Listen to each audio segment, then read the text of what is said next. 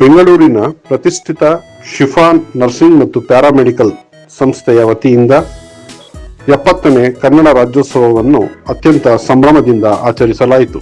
ಕರ್ನಾಟಕ ರಾಜ್ಯ ವಕ್ಫ್ ಮಂಡಳಿಯ ಮುಖ್ಯ ಕಾರ್ಯನಿರ್ವಾಹಕ ಅಧಿಕಾರಿ ಮಾಜುದ್ದೀನ್ ಖಾನ್ ಅವರು ಕನ್ನಡ ರಾಜ್ಯೋತ್ಸವದ ಪ್ರಯುಕ್ತ ಆಸ್ಪತ್ರೆಯಲ್ಲಿ ಆಯೋಜಿಸಲಾಗಿದ್ದ ಪ್ರದರ್ಶನವನ್ನು ಉದ್ಘಾಟಿಸಿದರು.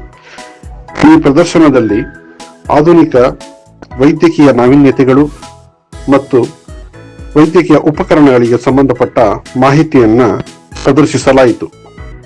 ಸಂಸ್ಥೆಯ ಪ್ರಾಂಶುಪಾಲರಾದ ಅಮ್ರೀನ್ ಪಾಷಾ, ಸಾರ್ವಜನಿಕ ಸಂಪರ್ಕ ಅಧಿಕಾರಿ ನೇಮತುಲ್ಲಾ ಸುಹೇಲ್ ಸೇರಿದಂತೆ ಇನ್ನಿತರರು ಉಪಸ್ಥಿತರಿದ್ದರು.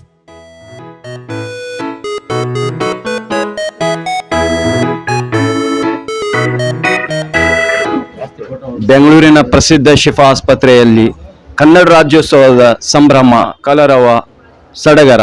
ಈ ಸಂದರ್ಭದಲ್ಲಿ ಏನು ಸಂದೇಶವನ್ನು ನೀಡಲಿಕ್ಕೆ ಬಯಸ್ತೀರಾ? ಬೆಂಗಳೂರಿನಲ್ಲಿರುವ ಶಿಫಾ ಆಸ್ಪತ್ರೆಯಲ್ಲಿ ಕನ್ನಡ ರಾಜ್ಯೋತ್ಸವ ಆಚರಣೆಯನ್ನು ಮಾಡುತ್ತಿರುವುದು ತುಂಬ ಶ್ಲಾಘನೀಯವಾಗಿದೆ.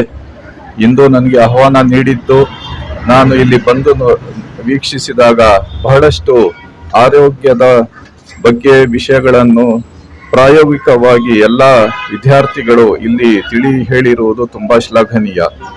ಕನ್ನಡ ನಾಡು ಚಿನ್ನದ ಬೀಡು, ಕನ್ನಡ ನಾಡು ಚಿನ್ನದ ಬೀಡು, ಕರ್ನಾಟಕ ರಾಜ್ಯ ಸರ್ವ ಜನಾಂಗದ ಶಾಂತಿಯ ತೋಟ. ಈ ಭಾಷೆ ಅಷ್ಟೇ ಬಹಳಷ್ಟು ವಿನಯವಾಗಿದೆ. ಭಾಷೆಯನ್ನು ಎಲ್ಲರೂ ನಾವು ಉಪಯೋಗ ಮಾಡಿದ್ದರೆ ಈ ರಾಜ್ಯದಲ್ಲಿ ನಾವು ಭ್ರಾತೃತ್ವವನ್ನು ಅಭಿವೃದ್ಧಿ ಪಡಿಸಲು ಒಂದು ಸಾಧ್ಯ ಆಗುತ್ತೆ. ಆ ಕಾರ್ಯವನ್ನು ನಮ್ಮ ಕರ್ನಾಟಕ ರಾಜ್ಯ ವಕ್ಫ್ ಮಂಡಳಿಯ ವಕ್ಫ್ ಸಂಸ್ಥೆಯ ಅಡಿಯಲ್ಲಿ ಆಸ್ತಿ ಇರುವಂತಹ ಜಾಗದಲ್ಲಿ ಶಿಫಾ ಹಾಸ್ಪಿಟಲ್ ಪ್ರಾರಂಭವಾಗಿ ತುಂಬಾ ಶ್ಲಾಘನೀಯವಾದ ಕೆಲಸವನ್ನು ನಿರ್ವಹಣೆ ಮಾಡ್ತಾ ಇದ್ದಾರೆ. ಎಲ್ಲಾ ರೀತಿಯ ಸೌಲಭ್ಯವನ್ನು ಅತಿ ಕಡಿಮೆ ದರಗಳಲ್ಲಿ ಇವರು ಒಂದು ಸೇವೆ ನೀಡುತ್ತಿರುವುದು ರಾಜ್ಯದ ಎಲ್ಲಾ ಜನರಿಗೆ ತುಂಬಾ ಸೌಕರ್ಯವಾಗಿದೆ. ಇದು ತುಂಬಾ ಶ್ಲಾಘನೀಯವಾಗಿದೆ. ಅದೇ ರೀತಿ ಇವರು ಕನ್ನಡವನ್ನು ಬೆಳೆಸಲು ಒಂದು ಪ್ರಯತ್ನವನ್ನು ಮಾಡಿರುವುದು ಸಹ ತುಂಬಾ ಶ್ಲಾಘನೀಯವಾಗಿದೆ. ಇದು ನಾನು ನಮ್ಮ ರಾಷ್ಟ್ರಕವಿ ಕುವೆಂಪು ಅವರು ಹೇಳಿದಂಗೆ ಕನ್ನಡ ನಾಡು ನದಿ ವನಗಳ ನಾಡು, ಇದು ಕರುನಾಡು. ಇದು ಕನ್ನಡವನ್ನು ನೀವು ಪ್ರೀತಿಸಿದರೆ ಮಾತ್ರ ಕನ್ನಡವನ್ನು ನೀವು ನಮ್ಮ ಭಾರತ ದೇಶಕ್ಕೆ 1ನೆಯ ಸ್ಥಾನವನ್ನು ನಾವು ಮುಟ್ಟಬಹುದು ಎಂದು ನಾನು ಇವತ್ತು ಹೇಳಿ, ಎಲ್ಲಾದರೂ ಇರು ಎಂದಾದರೂ ಇರು ನೀ ಕನ್ನಡವಾಗಿರು ಎಂದು ನಾನು ಹೇಳಿ ನನ್ನ ಮಾತನ್ನು ಮುಗಿಸುತ್ತೇನೆ. ಜೈ ಹಿಂದ್, ಜೈ ಕರ್ನಾಟಕ. ಎಲ್ಲರಿಗೂ ಶುಭೋದಯ. ನನ್ನ ಹೆಸರು ಸಲಾಫಿಯಾ ಫಾತಿಮಾ. ಇವತ್ತು ನನ್ನ ವಿಷಯ ಹೃದಯದ ಶಸ್ತ್ರಚಿಕಿತ್ಸೆ ವಿಧಾನಗಳು. ಇದು ಒಂದು ಡಿವಿನ್ಸಿ ರೋಬೋಟಿಕ್ ಸರ್ಜಿಕಲ್ ಮೆಥಡ್. ಇದು ಫಸ್ಟ್ 1998ರಲ್ಲಿ ಏಷ್ಯಾದ ಎಸ್ಕಾರ್ಟ್ ಹಾಸ್ಪಿಟಲ್ನಲ್ಲಿ ಡಾಕ್ಟರ್ ಪ್ರಕಾಶ್ ಅವರು ನಡೆಸಿದರು. ಆಮೇಲೆ ನಮ್ಮ ಭಾರತ ದೇಶದಲ್ಲಿ 2010ನಲ್ಲಿ ಡಾಕ್ಟರ್ PN ಡೋಗ್ರಾ ಅವರು ಬ್ಲಾಡರ್ ಕ್ಯಾನ್ಸರ್ ಸರ್ಜರಿ ನಡೆಸಿದರು. ಇದು ಸರ್ಜರಿ ಮಾಡುವುದು ರೋಬೋಟ್ ಅಲ್ಲ, ಡಾಕ್ಟರ್ ಅವರು ಇದರಿಗೆ ಆಪರೇಟ್ ಮಾಡ್ತಾರೆ. ಡಾಕ್ಟರ್ ಅವರು ಕನ್ಸೋಲ್ ಮೇಲೆ ಕುಳಿತು ಒಳಗೆ ನೋಡಿಸಿ ಶಸ್ತ್ರಚಿಕಿತ್ಸೆ ನಡೆಸುತ್ತಾರೆ. ಇದರಲ್ಲಿ ಒಂದು 3D ಕ್ಯಾಮ್ರಾ ಇರುತ್ತೆ. ಈ 3D ಕ್ಯಾಮ್ರಾ ರೋಗಿಯ ದೇಹದ ಒಳಗಿನ ಭಾಗವನ್ನು ದೊಡ್ಡದಾಗಿ ತೋರಿಸುತ್ತದೆ. ಈ ಕನ್ಸೋಲ್ ಅನ್ನು ಶಸ್ತ್ರಚಿಕಿತ್ಸೆ ಉಪಕರಣಗಳು ಮತ್ತು ರೋಗಿಯ ದೇಹದೊಳಗಿನ ಜೊತೆ ಕ್ಯಾಮ್ರಾ ಸಗರ್ಮ ಇರುತ್ತದೆ. ಶುಭೋದಯ ಎಲ್ಲರಿಗೆ. ನನ್ನ ಹೆಸರು ಆಸಿಯಾ ತೆಹ್ರಿ. ನಾನು BSc CCT ವಿದ್ಯಾರ್ಥಿನಿ. Shifa institute of allied health science ನಲ್ಲಿ ಅಧ್ಯಯನ ಮಾಡುತ್ತಿದ್ದೇನೆ. ಇವತ್ತು ನನ್ನ ವಿಷಯ ಹೃದಯ ಪರಿಚಯ. ಇಂದು ನಾನು ನಮ್ಮ ದೇಹದ ಅದ್ಭುತ ಅಂಗವಾದ ಹೃದಯ ಬಗ್ಗೆ ಮಾತಾಡಲಿಕ್ಕೆ ಇಷ್ಟಪಡುತ್ತೇನೆ. ಹೃದಯ ಚಿಕ್ಕಾದರೆ ಇದು ನೀರಿನ ರಕ್ತವನ್ನು ಪಂಪ್ ಮಾಡಿ ನಮ್ಮ ದೇಹಕ್ಕೆ ಆಮ್ಲಜನಕ ಮತ್ತು ಪೋಷಕಾಂಶಗಳಿಗೆ ನಡೆಸುತ್ತದೆ. ಹೃದಯನಲ್ಲಿ 4 ಚೇಂಬರ್ಸ್ ಇದೆ. Right atrium, right ventricle, left atrium ಮತ್ತೆ ಲೆಫ್ಟ್ ವೆಂಟ್ರಿಕಲ್. ಇದು ಎಲ್ಲ ಒಟ್ಟಿಗೆ ಕೆಲಸ ಮಾಡಿ ರಕ್ತವನ್ನು ನನ್ನ ದೇಹಕ್ಕೆ ನಡೆಸುತ್ತದೆ. ಧನ್ಯವಾದ. ನನ್ನ ಹೆಸರು ತಸ್ಮಿಯಾ ಖಾನಂ. ನಾನು ಶಿಫಾ ಅಲೈಡ್ ಹೆಲ್ತ್ ಇನ್ಸ್ಟಿಟ್ಯೂಷನ್ನಲ್ಲಿ ಮೊದಲನೇ ವರ್ಷದ BSc MLT ವಿದ್ಯಾರ್ಥಿನಿ. ನನ್ನ ವಿಷಯ ಸೂಕ್ಷ್ಮದರ್ಶಕ. ಸೂಕ್ಷ್ಮದರ್ಶಕ ಇದೊಂದು ಸಣ್ಣವಾದ ವಸ್ತುಗಳನ್ನು ದೊಡ್ಡವಾಗಿ ತೋರಿಸುತ್ತದೆ. ಉದಾಹರಣೆಗೆ ಫಂಗೈ, ಬ್ಯಾಕ್ಟೀರಿಯಾ, ಆಲ್ಗೆ, ಬ್ಯಾಕ್ಟೀರಿಯಾಫೇಜ್, RBC ಮತ್ತು ಇನ್ನು ಚಿಕ್ಕವಾದ ಸಣ್ಣಗಳು, ಅದು ನಮಗೆ ಕಣ್ಣಿಗೆ ಕಾಣಿಸ್ತಾ ಇರಲ್ಲ, ಆ ವಸ್ತುಗಳನ್ನು ಇದರಲ್ಲಿ ನಾವು ನೋಡಬಹುದು. ಇದರಿಂದ ನಾವು ರೋಗಗಳನ್ನು ಕಂಡಿಡಬಹುದು. ಇದರ ಭಾಗಗಳು ಇದಾವೆ.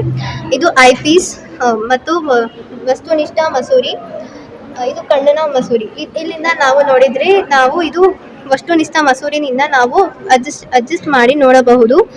ಇದರಿಂದ ನಾವು ರಕ್ತದ ಗುಂಪುಗಳನ್ನು ಕಂಡಿಡಬಹುದು. ಮತ್ತು ಇದು ಬ್ಲಡ್ ಕಲ್ಚರ್ಗೆ ಯೂಸ್ ಮಾಡ್ತಾರೆ. ಇದು ಒಂದು ದಿನ ಆದಮೇಲೆ ಯೂಸ್ ಮಾಡ್ತಾರೆ. ಅಸ್ಲಾಂ ವಲೈಕುಂ. ಇವತ್ತು ನಾವು ಪ್ರಾಚೀನ OT ಮತ್ತು ಆಧುನಿಕ OT ಎಂಬ ಮಾಡೆಲ್ ತಯಾರು ಮಾಡಿದ್ದೀವಿ.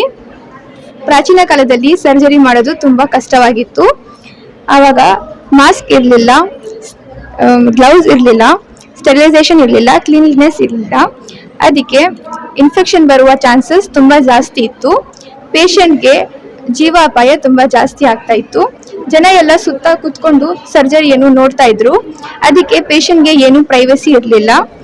ಅದಕ್ಕೆ ಪೇಷಂಟ್ಗೆ ಜೀವಾಪಾಯ ಜಾಸ್ತಿ ಆಗ್ತಾ ಇತ್ತು. ನನ್ನ ಹೆಸರು ಉಮ್ಮೆ ಹಾಜಿರಾ. ಆಧುನಿಕ OT ಅಂತ ಸರ್ಜರಿ ಹೇಗಿದೆ ಅಂತ ತೋರಿಸಿದ್ದೀವಿ. ಆಧುನಿಕ ಸಮಯದಲ್ಲಿ ಸ್ಟೆರಿಲಿಟಿ, ಕ್ಲೀನ್ಲಿನೆಸ್, ಗ್ಲವ್ಸ್, ಮಾಸ್ಕ್ ಮತ್ತೆ ಅನೆಸ್ಥೀಶಾ ಎಲ್ಲ ಇದೆ. ಇವತ್ತು ಆಧುನಿಕ OTಯಲ್ಲಿ ಎಲ್ಲ ನಿಯಮಗಳು ಅನುಸರಿಸಿದ್ದಾರೆ. ಇದರಿಂದ ಸರ್ಜರಿ ಸುರಕ್ಷಿತ ಆಗಿರುತ್ತೆ. ಮೊಹಮ್ಮದ್ ಆದಿಲ್ ಶಾ ಅವರು ಗೋಲ್ ಗುಂಬಸ್ಸಿನ ಸ್ಥಾಪಕ. ಆದಿಲ್ ಶಾಹಿ ರಾಜವಂಶದ 7ನೇ ಸುಲ್ತಾನರಾದ ಆದಿಲ್ ಶಾ ಅವರು ತಮ್ಮ ಸಮಾಧಿಗಾಗಿ ಗೋಲ್ ಗುಂಬಸ್ ಅನ್ನು ಸ್ಥಾಪಿಸಿದರು.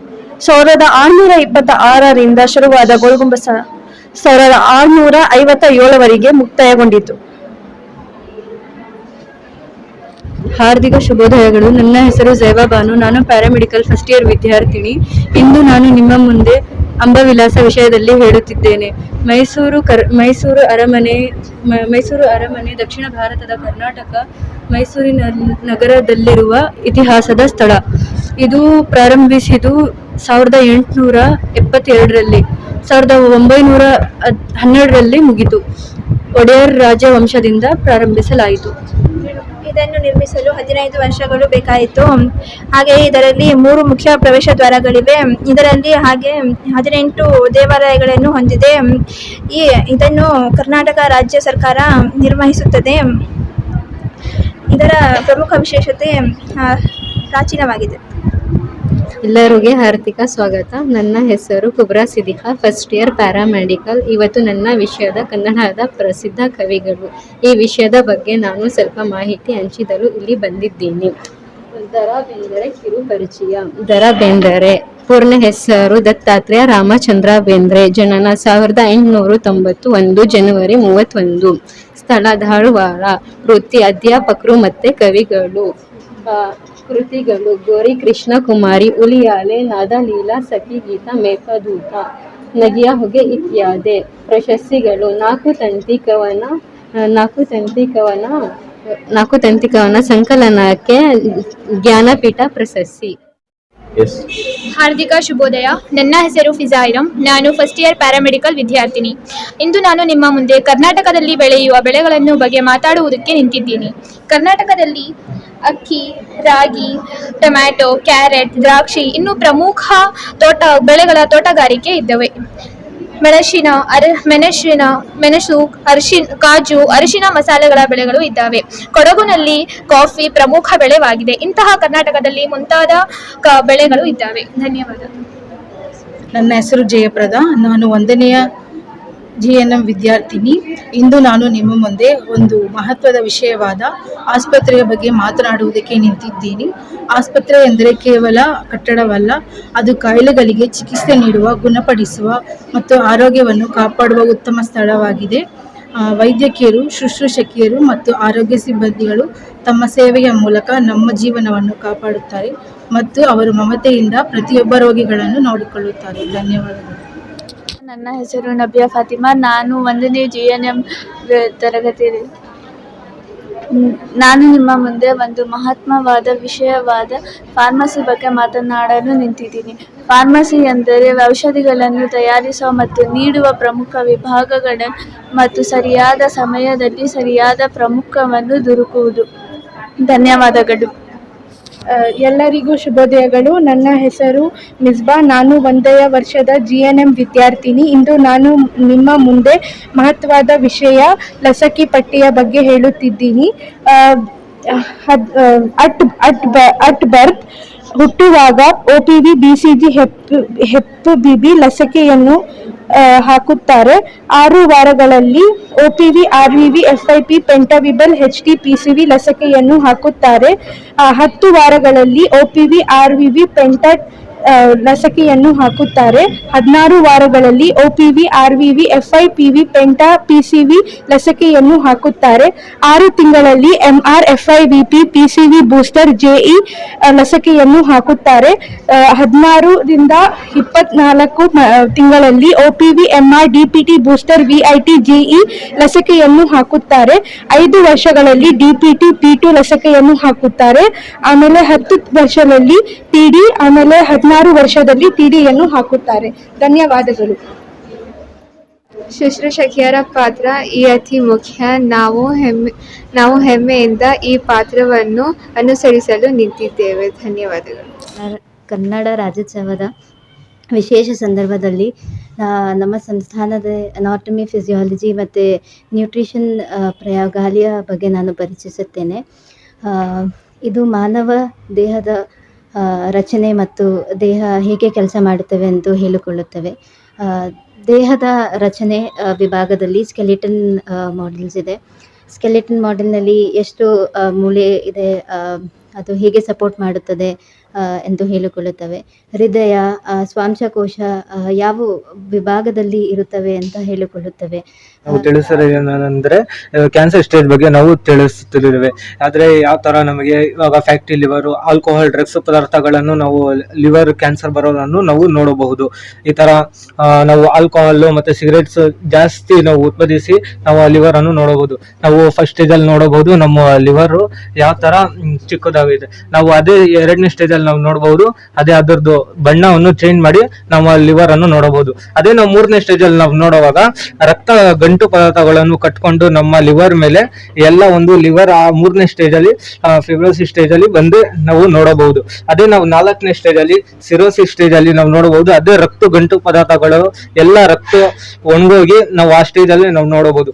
5ನೇ ಸ್ಟೇಜಲ್ಲಿ ನಾವು ನೋಡಬಹುದು ಎಲ್ಲ ನಮ್ಮ ಲಿವರು ಕ್ಯಾನ್ಸರ್ ಫುಲ್ ಇದಾಗಿ ನಾವು ನಾಶವಾಗಿ ಎಲ್ಲ ಬ್ಲ್ಯಾಕ್ ಆಗಿ ನಾಶವಾಗಿ ನಾವು ನೋಡಬಹುದು. ಇದು ಇದು ಪ್ರಾಜೆಕ್ಟ್ ಮಾಡೋದು ಆಯುಷ್ ಮೆಡಿಸಿನ್ ಮೇಲೆ ಮಾಡೋದು. ಇದರಲ್ಲಿ ಆಯುಷ್ ಮೆಡಿಸಿನ್ ಅಲ್ಲಿ 5 ಭಾಗ ಇರುತ್ತೆ. ಪ್ರಥಮದಲ್ಲಿ ಆಯುರ್ವೇದ ಇದೆ, ಸೆಕೆಂಡ್ ಅಲ್ಲಿ ಯೋಗ ಇದೆ, 3ನೇ ಭಾಗ ಅಲ್ಲಿ ಯುನಾನಿ ಇದೆ, 4ನೇ ಭಾಗ ಅಲ್ಲಿ ಸಿದ್ಧ ಇದೆ, 5ನೇ ಭಾಗ ಅಲ್ಲಿ ಹೋಮಿಯೋಪತಿ ಇದೆ. ಕೆಮ್ಮೆಗೆ ತುಳಸಿ ಅಂದರೆ ನೈಸರ್ಗಿಕವಾಗಿ ಎಲ್ಲ ರೋಗಗಳನ್ನು ಗುಣಪಡಿಸುತ್ತವೆ. ಆಮೇಲೆ ಚಾಮ್ರದ ಸಮಸ್ಯೆಯ ಗುಣಪಡಿಸುವ ಎಲ್ಲ ರೋಗಗಳನ್ನು ಇದಾಗುತ್ತೆ. ಆಮೇಲೆ ಕರ್ನಾಟಕದಲ್ಲಿ ಅಶ್ವಗಂಧ ಮತ್ತು ಆಮ್ಲದಂತ ಇದು ಅನೇಕ ಉಪಹಾರ ಹೊಂದಿವೆ. ಶುಭೋದಯಗಳು. ನನ್ನ ಹೆಸರು ಜಾಫರ್ ಸಾದಿಕ್. ನಾನು ಫಸ್ಟ್ ಇಯರ್ ಡಿಪ್ಲೊಮಾ ಪ್ಯಾರಾಮೆಡಿಕಲ್ಲಿ ಓದುತ್ತಿದ್ದೇನೆ. ನಾನು ಇವತ್ತು ಜೈವಿಕ ವೈದ್ಯಕೀಯ ತ್ಯಾಜ್ಯವನ್ನು ನಿಮಗೆ ತಿಳಿಸಲು ಬಂದಿದ್ದೇನೆ. 4 ಬಣ್ಣದ ಡಸ್ಟ್ಬಿನ್ ಅದರಲ್ಲಿ 4 ಕಲರ್ ಇದೆ. 4 ಬಣ್ಣದಲ್ಲಿ ಹಳದಿ ಬಣ್ಣದಲ್ಲಿ ಅಂಗಾಂಶ ವಸ್ತುಗಳನ್ನು ಹಳದಿ ಬಣ್ಣದಲ್ಲಿ ಹಾಕುತ್ತಾರೆ. ಕೆಂಪು ಬಣ್ಣದಲ್ಲಿ ಗ್ಲೌಸ್ ಅಥವಾ ಮಾಸ್ಕ್, ಬಾಟ್ಲ್ ಇದೆಲ್ಲ ಕೆಂಪು ಬಿನ್ನಲ್ಲಿ ಹಾಕುತ್ತಾರೆ. ಬಿಳಿ ಬಿನ್ನಲ್ಲಿ ಸೂಜಿ, ತೀಕ್ಷ್ಣ ವಸ್ತುಗಳು ಇದೆಲ್ಲ ಬಿಳಿ ಬಿನ್ನಲ್ಲಿ ಹಾಕಲಾಗುತ್ತದೆ. ಆ ಥರ ಇನ್ನೊಂದು ಕಲರು ನೀಲಿ ಬಣ್ಣದಲ್ಲಿ ಗಾಜಿನ ಬಾಟಲ್ ಅಥವಾ ಗಾಜಿನ ತುಂಡುಗಳು ಹಾಕಲಾಗುತ್ತದೆ. ಇದು ನಾವು ಪಾಲಿಸಬೇಕು.